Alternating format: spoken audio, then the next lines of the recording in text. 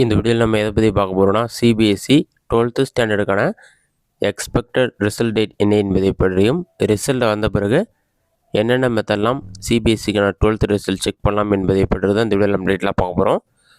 இதுதான் தற்போதையான முக்கிய அப்டேட். சிபிஎஸ்சிக்கான 12th standard expected result date பார்த்தீங்கன்னா மே 5ஆம் தேதியிலேருந்து மே 15ஆம் தேதிக்குள் கண்டிப்பாக விளையாட சொல்லியிருக்காங்க. இந்த டேட்டுக்குள்ளே கண்டிப்பாக வந்துடும். மே 5லேருந்து மே 7க்குள்ளே வந்துடும்.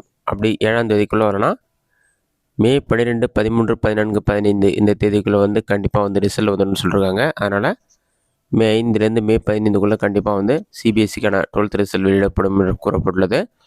அடுத்ததாக சிபிஎஸ்சிக்கான 12th ரிசல்ட் வந்த பிறகு அதை ஆன்லைன் மூலமாக எப்படி செக் பண்ணுறது, அதற்கு என்னென்ன மெத்தட் உள்ளது என்பதை பற்றி நம்ம டீட்டெயிலாக பார்க்கலாம். சிபிஎஸ்சிக்கான 12th ரிசல்ட் வந்து இதற்கான அஃபிஷியல் வெப்சைட்டில் வந்து நீங்கள் செக் பண்ண முடியும்.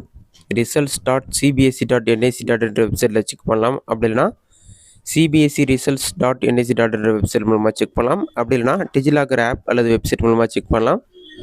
உமாங் மொபைல் ஆப் இருக்கும், அந்த மொபைல் ஆப் மூலமாகவும் உங்களை ரோல் நம்பர் டேட்டா பற்றி என்டர் பண்ணி ரிசல்ட் செக் பண்ண முடியும். அப்படி இல்லைனா எஸ்எம்எஸ் மூலமாகவும் சிபிஎஸ்சி 12 சொல்லி டைப் பண்ணி உங்களோட எக்ஸாமுக்கான ரோல் நம்பர் என்டர் பண்ணிவிட்டு குறிப்பிட்ட நம்பருக்கு இந்த நம்பருக்கு சென்ட் பண்ணிங்கன்னா உங்களுக்கான ரிசல்ட் வந்து உங்களுக்கு எஸ்எம்எஸ் மூலமாக வரும். இந்த மெத்தட்லாம் வந்து நீங்கள் சிபிஎஸ்சிக்கான ரிசல்ட் செக் பண்ணலாம்.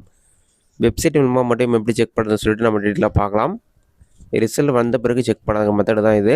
உங்கள் மொபைலில் ஏதாவது ஒரு ப்ரௌசர் ஓப்பன் பண்ணிக்கிங்க.